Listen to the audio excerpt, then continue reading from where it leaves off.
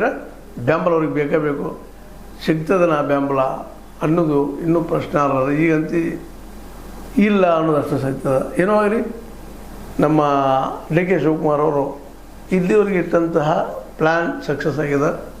ಇನ್ನು ಈಗ ಇಡುತ್ತಿರುವಂಥ ಪ್ಲ್ಯಾನ್ ಎಷ್ಟು ಮಟ್ಟಿಗೆ ಆಗ್ಬೋದು ಅನ್ನೋದನ್ನು ನೋಡೋಣ. ಬಟ್ ಏನೋ ಆಗಲಿ, ಇಬ್ಬರು ಭೇಟಿ ಆಗ್ತಾ ಇದ್ದಾರೆ, ಸತೀಶ್ ಅವರು ಸಿದ್ದರಾಮಯ್ಯನವರು. ಅದ್ರ ರಿಸಲ್ಟ್ ಏನಾಗ್ಬೋದು ಅದು ಸಹಿತ ಕುತೂಹಲಕಾರಿಯಾಗಿದೆ.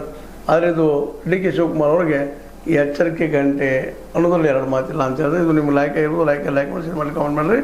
ಜೊತೆ ಸಬ್ಸ್ಕ್ರೈಬ್ ನಿಲ್ಲಿಸಬಾರ್ದು. H16 ನ್ಯೂಸ್ ಅಸತೀಶ್ ಸಿದ್ದರಾಮಯ್ಯದು ಸತ್ಯದ ಕೈಗಳಲ್ಲಿ ವಂದನೆಗಳು. ಆತ್ಮೀಯ ಸಾರ್ವಜನಿಕರಲ್ಲಿ H16 ಅರ್ಥಾತ್ ಸೀತಾರಾಮದಿಂದ ಒಂದು ಮನವಿ.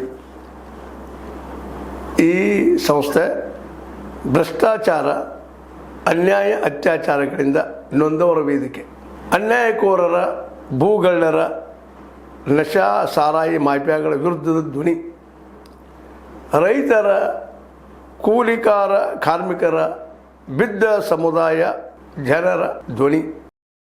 ಬೆಂಬಲವಾಗಿ ನಿಂತು ತನುಮನ ಧನದ ಸಹಾಯಕ್ಕೆ ಸಾರ್ವಜನಿಕರಲ್ಲಿ ಕೋರಿಕೆ. ದಾನದ ಸಹಾಯ ನೀಡಿ ಸ್ವಾತಂತ್ರ್ಯ ಪತ್ರಿಕೋದ್ಯಮ ಉಳಿಸಿ ಬೆಳೆಸಿ. ವಂದನೆಗಳು. ತಮ್ಮನ್ನೇ ನಂಬಿರುವ ಮಲ್ಲಪ್ಪ ಇ ಜೋತಾವರ್.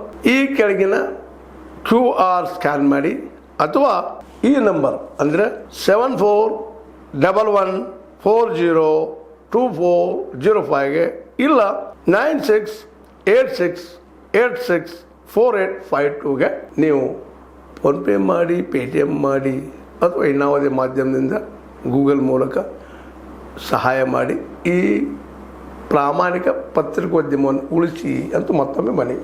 ವಂದನೆಗಳು.